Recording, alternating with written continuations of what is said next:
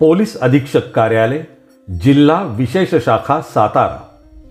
Maharashtra police कायदा कलम 34 प्रमाणे अधिसूचना। श्री संत ज्ञानेश्वर महाराज पालखी सोहळा दिनांक 6 जुलै 2024 ते दिनांक 11 जुलै 2024 अखेर सातारा जिल्ह्यातून मार्गक्रमण करणार असून हा पालखी सोहळा पुणे जिल्ह्यातून सातारा जिल्ह्यात दिनांक 6 जुलै 2024 रोजी पाडेगाव लोणंद येथे प्रवेश करणार असून त्यानंतर लोणंद, तरडगाव, फलटण, बरड हा पालखी सोहळा नीरा, लोणंद, फलटण मार्गे पंढरपूर रस्त्याने जाणार असल्याने प्राप्त अधिकारान्वये पालखी सोहळ्यातील वाहनांखेरीज आणि अत्यावश्यक सेवेतील पोलीस, रुग्णवाहिका, अग्निशामक वाहन याशिवाय इतर सर्व वाहनांना नीरा, लोणंद, पंढरपूर या मार्गावर दिनांक 6 जुलै 2024 ते दिनांक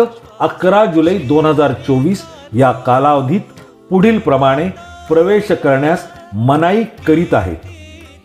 फलटण येथून पुणे, नीरा, लोणंदकडे जाणारी वाहतूक बारामती किंवा वाठार स्टेशन येथून पुण्याकडे शिरगाव घाटातून वळवण्यात येत आहे। आदरकी फाटा येथून लोणंदकडे येणारी वाहतूक पालखी सोहळ्यात येणाऱ्या वाहनांखेरीज इतर वाहनांना बंद करण्यात येत आहे।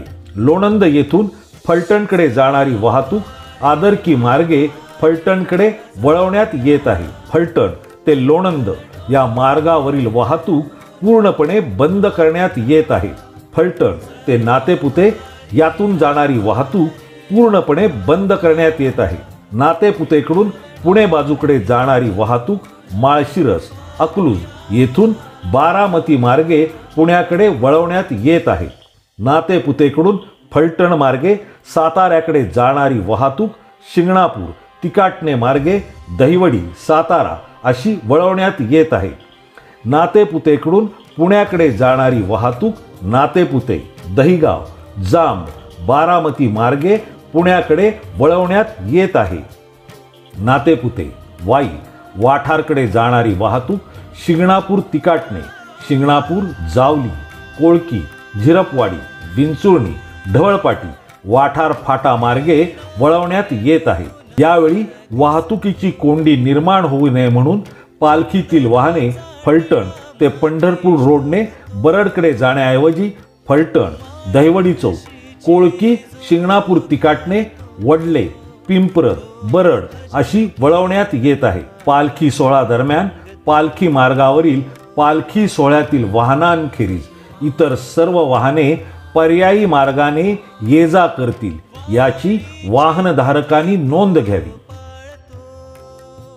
श्री संत ज्ञानेश्वर महाराज पालखी सोहळा 2024 लोणंद पोलीस ठाणे हद्दीत लोणंद पालखी तळावर येणाऱ्या भाविकांसाठी पार्किंगची माहिती। फलटण वरून येणारी वाहने ही कापडगाव फाटा या ठिकाणी पार्किंग करतील। सातारा रोडने येणारी वाहने ही गोटेमाळ या ठिकाणी पार्किंग करतील। खंडाळा मार्गे येणारी वाहने कृषीराज लॉन्स या ठिकाणी पार्किंग करतील। शिरवळवरून येणारी वाहने ही गोळेगावकडे जाणारे रोड कॉर्नरवर पार्किंग करतील। नीरा येथून येणारी वाहने ही शेळके HP पेट्रोल पंप या ठिकाणी पार्किंग करतील।